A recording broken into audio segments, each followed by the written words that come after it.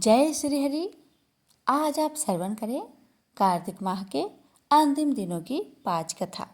एक बुढ़िया माई थी जो चतुर्मास में पुष्कर स्नान किया करती थी। उसके एक बेटा और बहू थे। सास ने बहू को फलाहार उपवास में खाने योग्य बनाने को कहा तो बहू ने खाली टिफिन ही रख दिया। बेटा माँ को पहुँचाने के लिए पुष्कर गया। रास्ते में माँ से बोला, माँ फलाहार कर लो। जहाँ पानी मिला वहीं फलाहार करने बैठ गई तो भगवान की कृपा से खाली टिफिन फलों से भर गया। माँ ने फलाहार कर लिया। पुष्कर माँ के रहने के लिए झोपड़ी बनाकर बेटा वापस घर को आ गया। रात्रि में श्रावण मास आया और बोला, बुढ़िया माई दरवाजा खोल। तब बुढ़िया माई ने पूछा, आप कौन हैं? तो वह बोला, मैं श्रावण मास हूँ। तो बुढ़िया माई ने तुरंत दरवाजा खोल दिया। बुढ़िया माई ने शिव पार्वती की पूजा अर्चना की, बेलपत्र से अभिषेक किया। जाते समय श्रावण मास ने बुढ़िया माई को आशीर्वाद दिया और झोपड़ी की एक दीवार सोने की हो गई।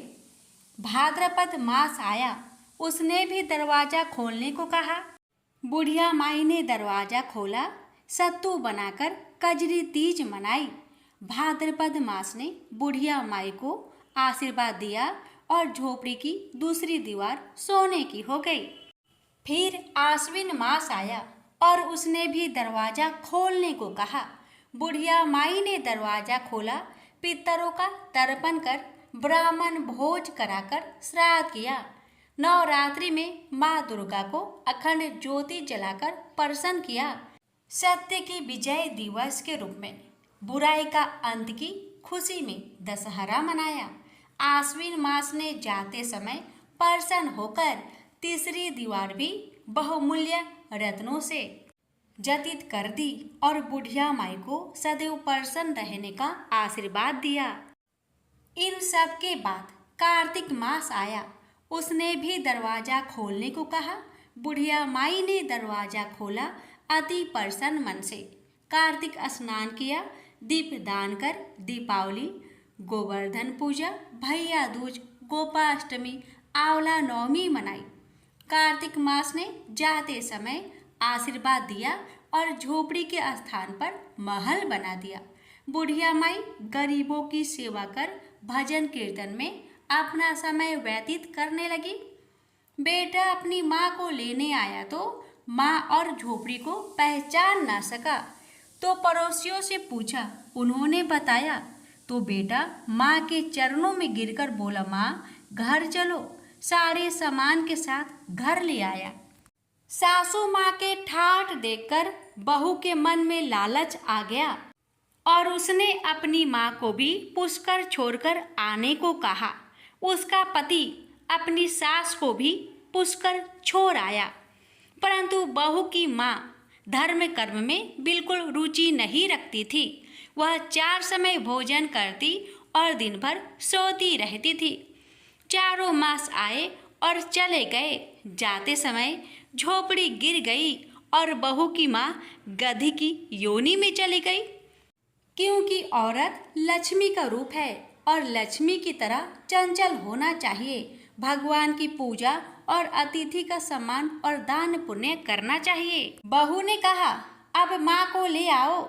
जब जामाई सास को लेने गया तो कहीं ना मिली। लोगों से पूछने पर लोगों ने बताया कि तेरी सास धर्म कर्म कुछ ना करती थी, खाती थी और सोती थी, जिससे वह गधी योनि में चली गई है। जमाई गधी योनि सास को बांध कर ले आया। उसकी पत्नी ने पूछा, मेरी माँ कहाँ है?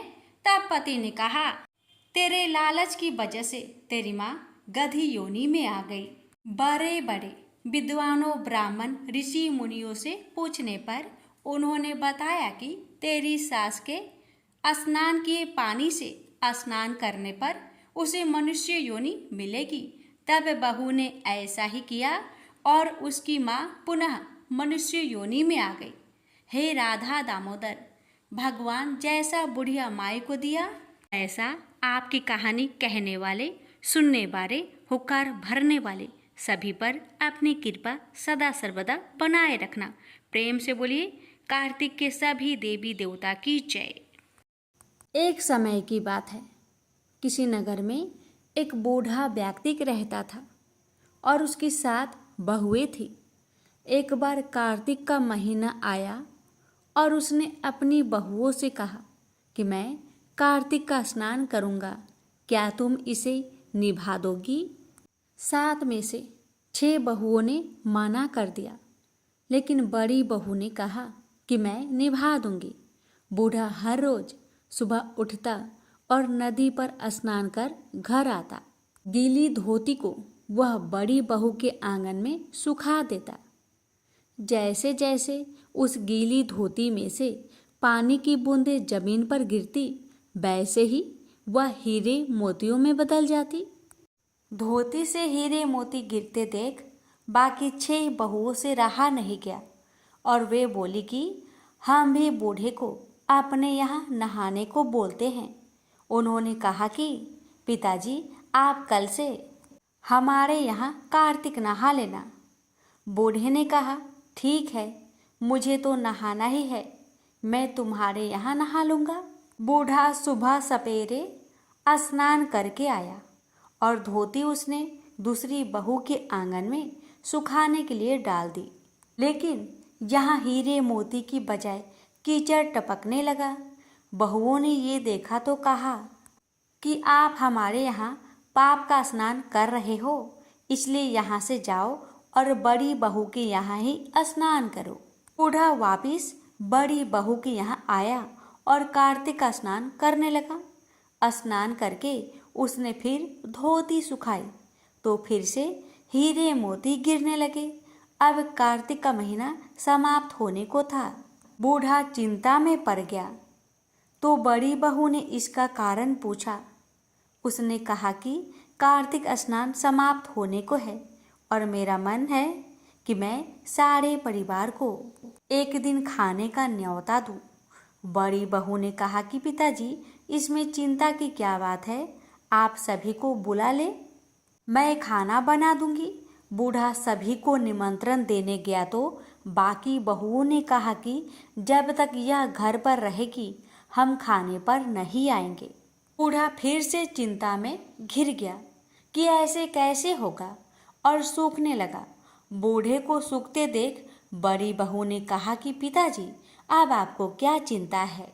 बूढ़े ने बाकी 6 बहुओं वाली बात बड़ी बहू को बता दी, जिसे सुन वह बोली कि पिताजी, ठीक है, मैं खाना बनाकर रख जाऊंगी। और उसने वैसा ही किया। खाना बनाकर रख दिया और अपने लिए 4 रोटी लेकर खेत पर चली गई। इधर 6 बहुओं ने खाना खा लिया, लेकिन जाने से पहले बाकी बचे खाने में कंकर पत्थर डाल गई कि बड़ी बहू आएगी तो परेशान होगी। इधर खेत में बैठकर बड़ी बहू कहने लगी कि राम जी की चिड़िया, राम जी का खेत, चुगलो चिड़िया भर भर पेट। मेरे ससुरे ने घर में जगह दी है और मैंने खेत में। चिड़िया को बजरा डाल वह घर आ गई। घर आई तो बूढ़ा फिर उदास बैठा था। उसने फिर पूछा कि यह उदासी क्यों? सब ठीक ठाक निपट गया ना? वह बोला कि हाँ, सब ठीक निपट गया, लेकिन वह तेरी देवरानियाँ बाकी बचे खाने में कंकर पत्थर व मिट्टी डाल गई। बहू ने कहा कि कोई बात नहीं पिताजी, मैं तो अपने लिए 4 रोटी फिर बना लूँगी। बहू बूढ़े से बात करके घर के भीतर जाकर खाने को देखती है, लेकिन वह देखती है कि जिस खाने में वह सब कंकर पत्थर डालती है वह हीरे मोती में बदल गए हैं। घर की जगह महल खड़ा हो गया है और धन दौलत से भर गया है। अन्न के भंडार घर में भरे पड़े हैं। वह बूढ़े को बुलाकर कहती है कि पिताजी, आपने तो कहा था कि मेरे लिए कुछ नहीं बचा है, लेकिन यहाँ तो हीरे मोतियों के भंडार हो गए हैं। पूरे घर में धन की वर्षा हो रही है। साधारण सा घर महल में बदल गया है। बूढ़ा सब चीजें देखकर बोला कि बेटी, तुमने सच्चे मन से कार्तिक स्नान सच्चे मन से निभाया था, लेकिन बाकी बहुओं ने पापी मन से इसे निभाया, इसलिए कार्तिक देवता तुमसे प्रसन्न हुए और यह फल दिया है। हे कार्तिक के देवता, जैसे आपने बड़ी बहू की सुनी, वैसे ही आप सभी की सुनना। प्रेम से बोलिए कार्तिक के देवता की जय। एक नगर में एक ब्राह्मण दंपति रहते थे। वे दोनों प्रतिदिन 7 कोस दूर गंगा और यमुना नदी में स्नान करने जाते थे। इतनी दूर आने जाने से ब्राह्मण की पत्नी थक जाती थी। एक दिन उसने अपने पति से कहा कि हमारा एक पुत्र होता तो कितना अच्छा रहता। पुत्र की बहू आती तो हमें घर वापस जाने पर खाना बना हुआ मिलता और बहू घर का काम भी कर देती। अपनी पत्नी की बात सुनकर ब्राह्मण ने कहा कि तूने बात तो सही कही है, चल मैं तेरे लिए बहू ला ही देता हूँ। ब्राह्मण ने कहा कि एक पोटली में आटा डालकर कुछ मोहरे रख दे। ब्राह्मण के कहे अनुसार उसने पोटली बांध दे दी। पोटली लेकर ब्राह्मण चला गया।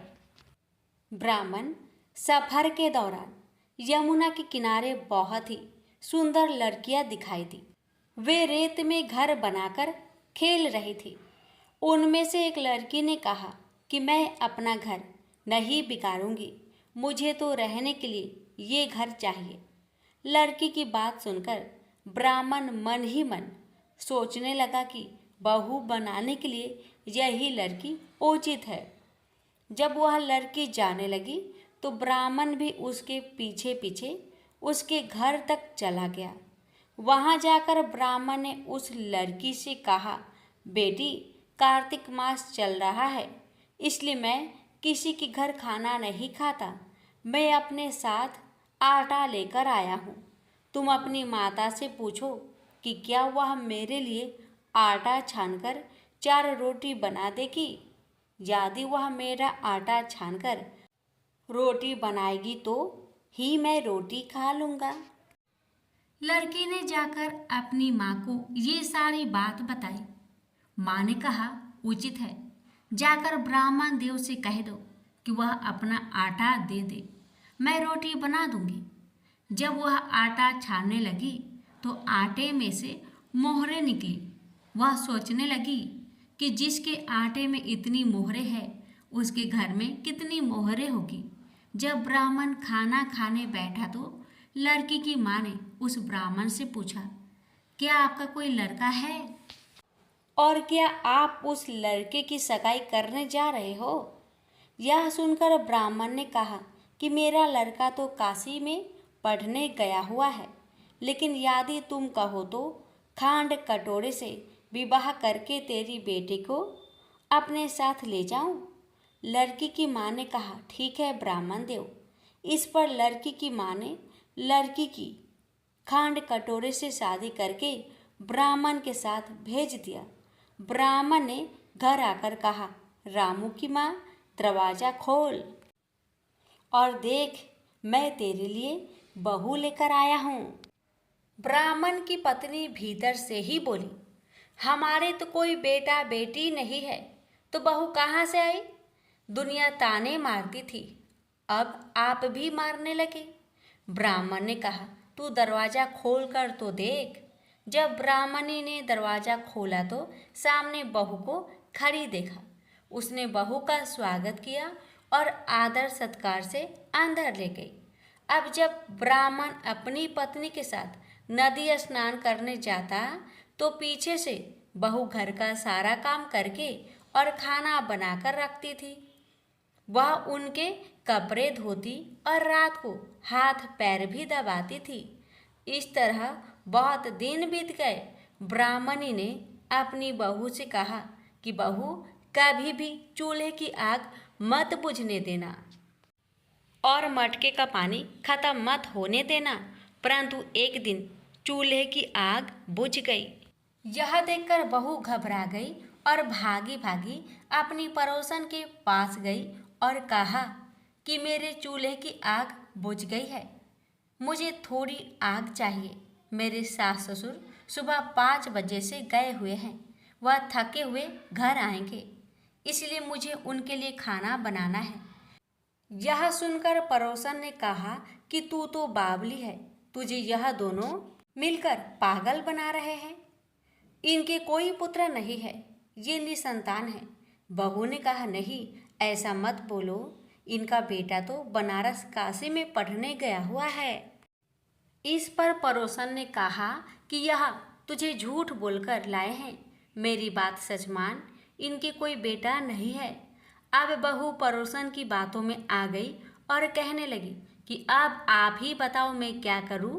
पड़ोसन ने कहा कि करना क्या है, जब तुम्हारे सास ससुर आए तो जली हुई रोटियां बनाकर देना और बिना नमक की दाल बनाकर देना।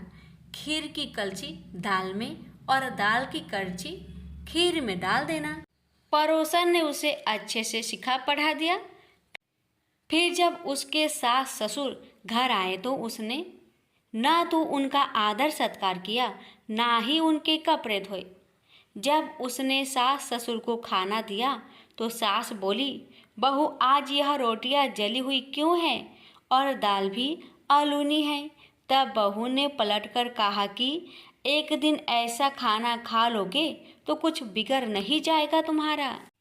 सास ससुर को खरी खोटी सुनाकर वह फिर से पड़ोसन के पास गई और बोली कि अब आगे क्या करना है। पड़ोसन ने कहा कि अब तुम सातों कोठों की चाबी मांग लेना। अगले दिन जब भी स्नान करने के लिए जाने लगी तो बहू अड़ गई कि मुझे तो सातों कोठों की चाबी चाहिए। तब ससुर ने कहा कि इसे चाबी दे दो। तब सास ने बहू को चाबी दे दी। सास ससुर के जाने के बाद जब बहू ने दरवाजे खोले तो देखा कि किसी में अन्न भरा है, किसी में धन भरा है और किसी कोठे में बर्तन पड़े हैं। जब उसने सबसे ऊपर का 7वां कोठा खोला तो देखा कि शिव जी, पार्वती माता, गणेश जी, लक्ष्मी माता, पीपल पथवारी, कार्तिक के ठाकुर, राई दामोदर, तुलसी जी का बिरवा, गंगा यमुना और 33 कोटि देवी देवता विराजमान है। वहीं पर एक लड़का चंदन की चौकी पर बैठा माला जप रहा है। यह सब देखकर उसने लड़के से पूछा कि तुम कौन हो। तब लड़का बोला कि मैं तेरा पति हूँ, अभी दरवाज़ा बंद कर दे, जब मेरे माता पिता आएंगे तब दरवाज़ा खोलना। यह देखकर बहू बहुत खुश हुई और 16 श्रृंगार कर सुंदर वस्त्र पहनकर अपने सास ससुर का इंतजार करने लगी। उसने अपने सास ससुर के लिए अच्छे अच्छे पकवान बनाए। जब उसके सास ससुर घर पर आए तो उसने उनका आदर सत्कार किया और प्रेम पूर्वक खाना खिलाया और हाथ पैर दबाने लगी। और पैर दबाते दबाते बहू ने कहा कि माँ, आप इतनी दूर गंगा यमुना स्नान करने के लिए जाती हो तो आप थक जाती हो, इसलिए आप घर पर ही स्नान क्यों नहीं करती हो। यह सुनकर सास कहने लगी कि बेटी, गंगा यमुना घर पर तो नहीं बहती है। तब उसने कहा, हाँ माँ जी, बहती है, चलो मैं आपको दिखाती हूँ। जब बहू ने 7वां कोठा खोलकर दिखाया तो उसमें शिव जी, पार्वती जी, गणेश जी, लक्ष्मी जी, पीपल पथवारी, कार्तिक के ठाकुर, राई दामोदर, तुलसी जी का बिरवा, गंगा यमुना बह रही है और 33 कोटि देवी देवता विराजमान है। वह चौकी पर बैठा एक लड़का माला जप रहा है। माँ ने उसे देखकर कहा कि बेटा तू कौन है। लड़का बोला, माँ मैं तेरा बेटा हूँ। तब ब्राह्मणी ने पूछा कि तू कहाँ से आया है। लड़के ने जवाब दिया कि मुझे कार्तिक के देव ने भेजा है। माँ ने कहा, बेटा यह संसार कैसे मानेगा कि तू मेरा बेटा है। माँ ने कुछ विद्वान पंडितों से मदद मांगी। पंडितों ने कहा, इस पर बहू बेटा खड़े हो जाए और उस पर माँ खड़ी हो जाए। माँ ने चमड़े की अंगिया पहनी हो और छाती में से दूध की धार निकलकर बेटे की दाढ़ी मूछ भीगे और पवन पानी से गठजोड़ बंधे, तब मानेंगे कि यह इस माँ का ही बेटा है। उसने ऐसा ही किया। चमड़े की अंगियां फट गई और छाती में से दूध की धार निकलकर बेटे की दाढ़ी मूछ भीग गई। पवन पानी से बहू बेटे का गठजोड़ बंध गया। यह सब देखकर ब्राह्मण और उसकी पत्नी की खुशी का ठिकाना ना रहा। तो ये थी कार्तिक मास की कथा। हे कार्तिक के ठाकुर, जैसे ब्राह्मण और ब्राह्मणी को बहू बेटा दिया, वैसे सबको देना। कार्तिक मास की कथा कहने, सुनने और हुक्कारा भरने वाले सब पर अपनी कृपा सदा सर्वदा बनाए रखना। प्रेम से बोलिए कार्तिक के देवी देवता की जय। दो सास बहुएं थी। कार्तिक मास आया तो सास बोली, मैं कार्तिक स्नान के लिए तीर्थ जाना चाहती हूँ। तो बहू कहने लगी, मैं भी चलूँगी। सासू माँ बोली, तू अभी छोटी है बहू, अभी मुझे जाने दे। सासू माँ तीर्थ चली गई तो बहू कुम्हार के से 33 कुंडे ले आई। रोज एक कुंडा भर कर रखती। उधर गंगा में सासू जी की नथ गिर गई। बहू कुंडे में नहाती हुई बोली, सासू नहावे उंडे में, मैं नहाऊं कुंडे। इतने में गंगा की धारा कुंडे में आ गई। साथ में सासू जी की नथ भी आ गई। बहू ने नथ पहचान ली और अपने नाक में पहन ली। महीना पूरा हुआ, सासू जी आई। बहू सामे लेने लगी तो सास नथ देख बोली, तू यह कहाँ से लाई? तो बहू बोली, ये तो मेरे कुंडे में गंगा की धारा के साथ आ गई। अब सास बोली, मुझे ब्राह्मण भोज करना है। बहू बोली, सासू जी दो ब्राह्मण मेरे भी जिमा दो, मैंने भी कार्तिक स्नान किया है।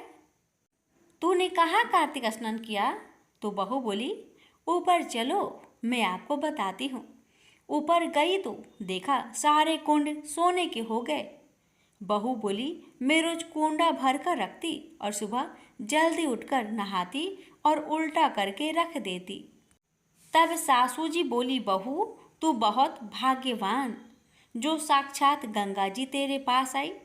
तूने श्रद्धा और विश्वास से कार्तिक स्नान किया तो भगवान ने तुझे फल दिया। दोनों सास बहू ने धूमधाम से ब्राह्मण जिमाकर दक्षिणा देकर विदा किया। भगवान जैसा सास बहू को दिया वैसा सबको देना। किसी गांव में एक बूढ़ी औरत रहा करती थी। वह औरत हमेशा कार्तिक के महीने में व्रत किया करती थी। जब उसका व्रत खोलने का समय होता, उस समय भगवान कृष्ण आते और एक कटोरा खिचड़ी का रखकर चले जाते थे। उस बुढ़िया के पास वाले घर में एक दूसरी औरत रहती थी जो हमेशा यह देखती थी।